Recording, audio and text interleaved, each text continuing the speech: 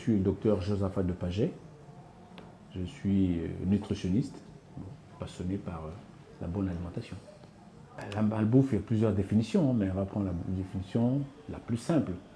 Il s'agit des aliments qui n'apportent pas de valeur nutritionnelle à l'organisme. En fait, ce qu'on va qualifier, pour faire simple, des mauvais aliments pour le corps, mais très appréciés pour la bouche, pour le palais. Alors aujourd'hui, on s'est rendu compte que beaucoup de nos maladies trouvent leur origine dans ce que nous mangeons. Et la malbouffe est à l'origine de plusieurs maladies. On parle d'hypertension, on parle de diabète, on parle de certains types de cancers, on parle de l'obésité surtout. Donc aujourd'hui, on attribue à la malbouffe un certain nombre de décès dans le monde. Donc c'est une maladie, c'est une approche qu'il va falloir combattre. Donc sensibiliser les gens pour sortir de là. Vous savez, la malbouffe aujourd'hui est le résultat d'un manque d'éducation. Beaucoup d'entre nous n'ont pas une bonne éducation nutritionnelle.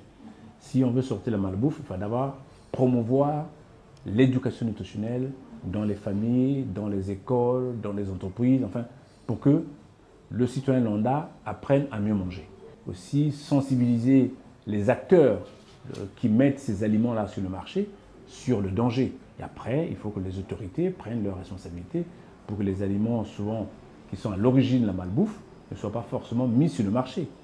Si vous permettez, j'aime bien un aliment qui fait partie de la malbouffe, qui est très prisé au Congo, c'est par exemple le tapis rouge, la peau de porc.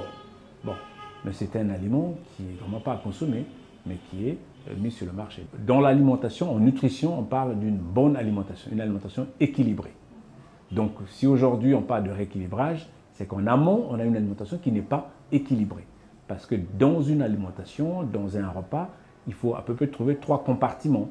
Vous avez un compartiment où vous avez les légumes et les fruits, un compartiment où vous allez trouver les féculents, et un autre compartiment où vous allez trouver les protéines.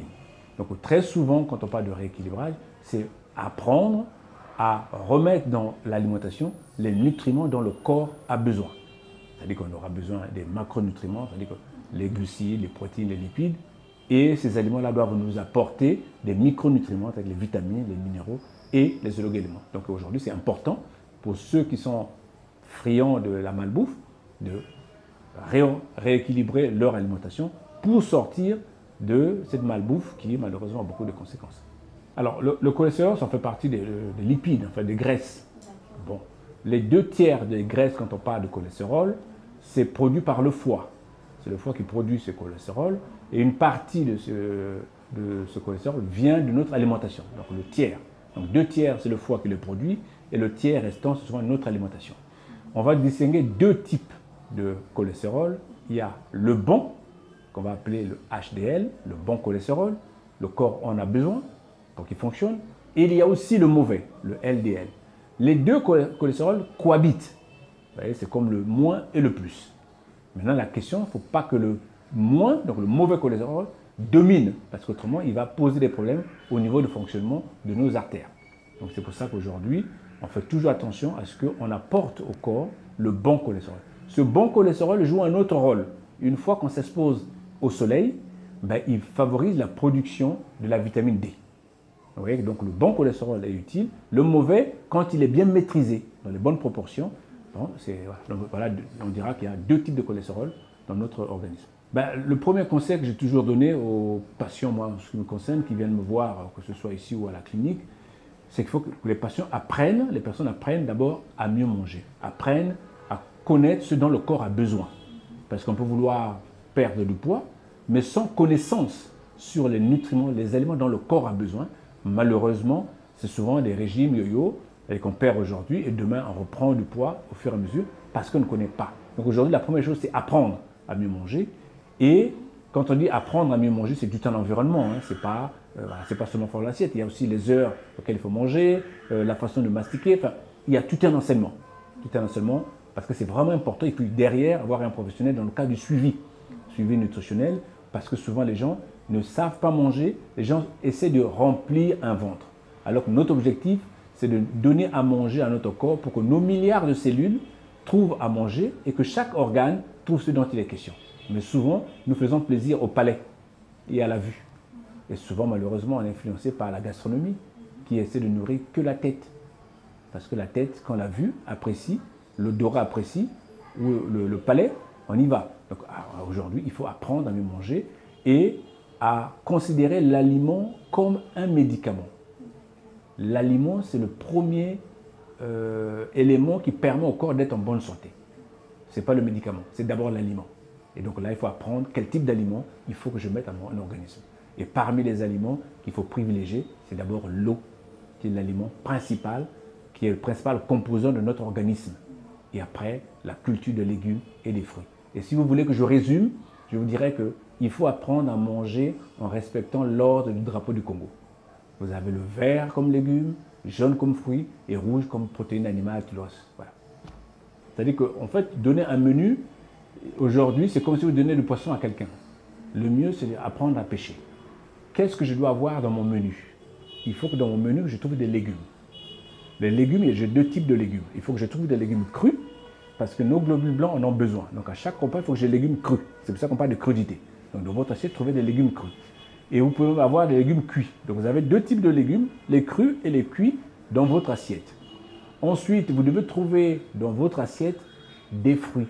Pourquoi? Parce que les fruits apportent des fibres, apportent des vitamines et minéraux dont le corps a besoin. Et dans votre repas, dans ce menu-là, il faut aussi que vous y mettez des protéines. Ça peut être des protéines animales, de la volaille, du poisson ou de la viande, ou de protéines d'origine végétale. Et après, vous devrez retrouver dans votre assiette des féculents. Alors, il y a deux types de féculents. Moi, je qualifie des féculents industriels, donc le pain, le manioc, le riz, ce que l'homme fabrique. Et vous avez aussi les féculents naturels, comme la pomme de terre, l'igname, la patate douce.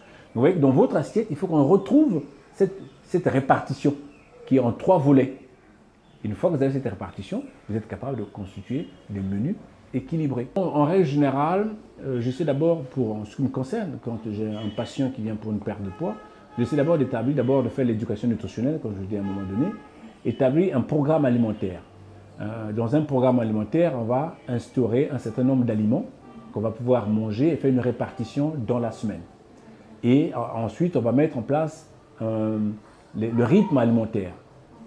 Il y a un petit déjeuner, il y a un déjeuner, il y a un goûter éventuellement, il y a un dîner. Et en sachant qu'il y a des heures, et entre les différents repas, on va mettre un décalage des horaires, un délai à respecter, entre le petit déjeuner et le déjeuner, par exemple, 3 heures ou 4 heures selon les cas, selon l'objectif de rechercher.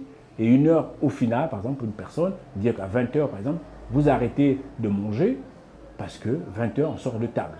C'est-à-dire pourquoi la plupart des pays, le journal télévisé est à 20 heures.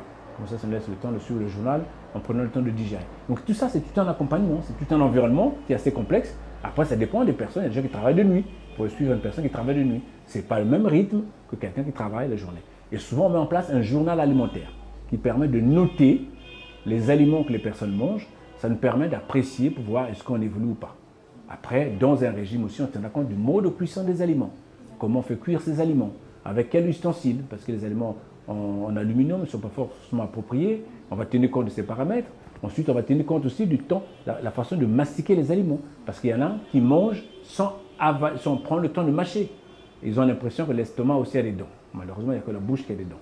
Donc, il faut apprendre à mieux mâcher. Donc ça aussi, ça fait tout un environnement. Donc c'est une approche qui est souvent complexe, mais facile à exécuter à partir du moment où on s'accorde et on accepte d'être coaché.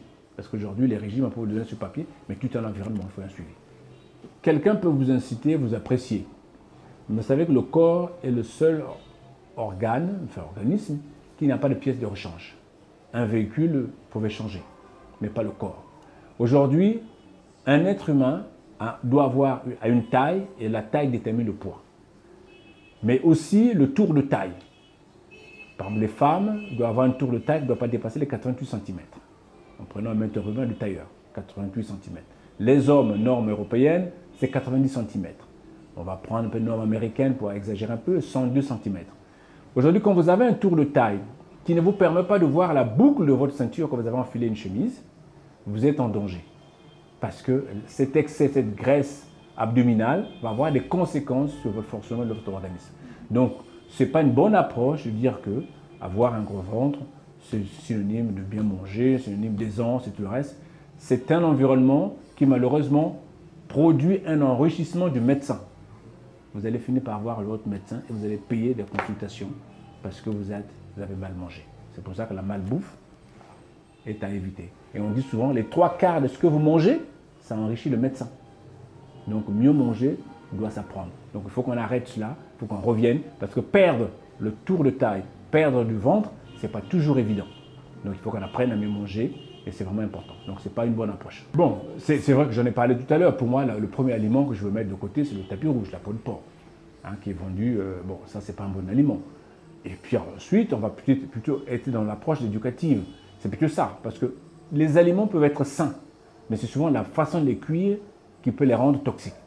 Donc là aussi, il y a une question d'éducation, c'est pas forcément bannir. Après, il y a le congelé, qui est, à mon avis, à consommer avec beaucoup de modération. Ça peut dépanner, ça peut aider à un moment donné, mais il ne faut pas à consommer avec modération.